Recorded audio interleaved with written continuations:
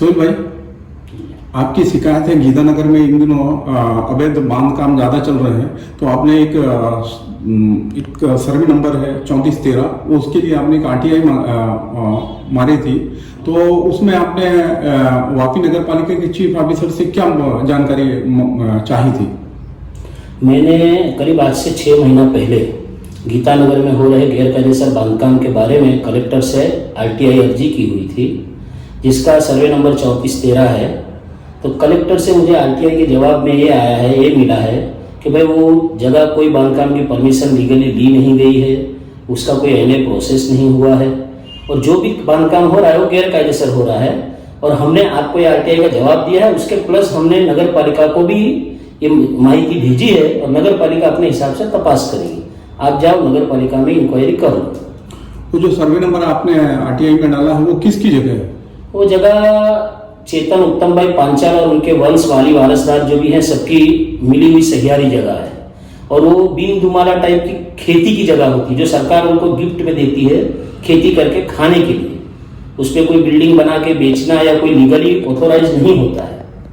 तो उस पे जो इमारत बन रही वो कौन बना रहा है? अब इमारत बनाने में ऐसा है कि जो इंसान वो जगह जिसके नाम पे है वो खुद कमा के खाता है, खाली उसके पास पैसा टका है नहीं, तो उसमें उसने एक इकबाल अहमद सिद्दीकी करके आदमी है सिद्दीकी, उनसे पैसा लगवाया है। और यहाँ के लोकल कॉर्पोरेटर जो मनीषा बहन के पति हैं अजीत भाई मेहता, जो पूर्व कॉर्पोरेटर भी हैं, उनका उसमें पूरा सहयोग है। चाहे उसको कोई भी तरह की मदद करना हो, पैसा टका फाइनेंस करवाना हो, किसी को धमकाना, कुछ भी उसमें जो रहता है सब पूरा सपोर्ट उनका है। अब उसी में सब पूरा गैरकायदेसर बांधकाम किसके किसके सपोर्ट से कहाँ कहाँ हो रहा है वो इंक्वायरी आप कर सकते हैं।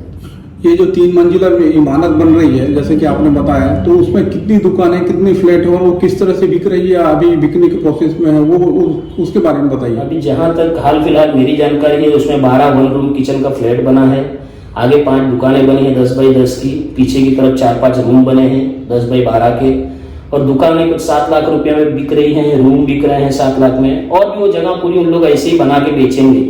और ऐसे बहुत से बांधकाम यही इकबाल अहमद सिद्दीकी और यही सब कॉर्पोरेटर के मिली भगत में गीतानगर में हो रहे हैं और आगे भी होंगे अगर रोका नहीं गया तो।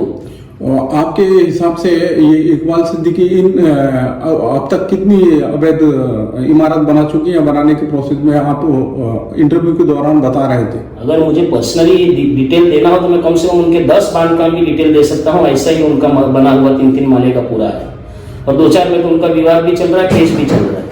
उसकी लिस्टिंग आपके पास में है? इकबाल सिद्दीकी ने जो गैरकानूनी इमारत बनवाई है या कामकाज किया, उसकी लिस्ट आपके पास में है? मैं दे सकता हूं। इस संदर्भ में आप इकबाल सिद्दीकी या दूसरे लोगों से क्या चाहते हैं?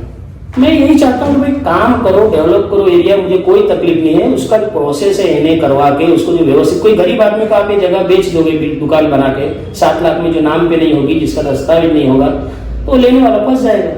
वो हिसाब से मैं एक सामाजिक कार्यकर्ता होने वाले कोई फंसे नहीं, कोई परेशान नहीं हुए, इसीलिए मैं इसको रोकना चाहता हूँ। अच्छा, इस संदर्भ में वापी नगर पालिका की किसी अधिकारी ने कुछ कहा आपसे?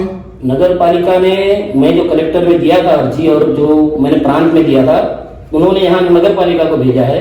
तो नगर पालिका ने खाली एक इनको नोटिस इश्यू किया है कि हमने आपकी जमीन का सब सर्वे किया, हमने जब देखा आपका पूरा बांधकाम गैरकायदेसर है, अनलीगल है, आप इसको 1 महीने में तोड़ के हटा दो, नहीं तो फिर हम तोड़ेंगे। और आज वो बात को 3 महीना हो गए।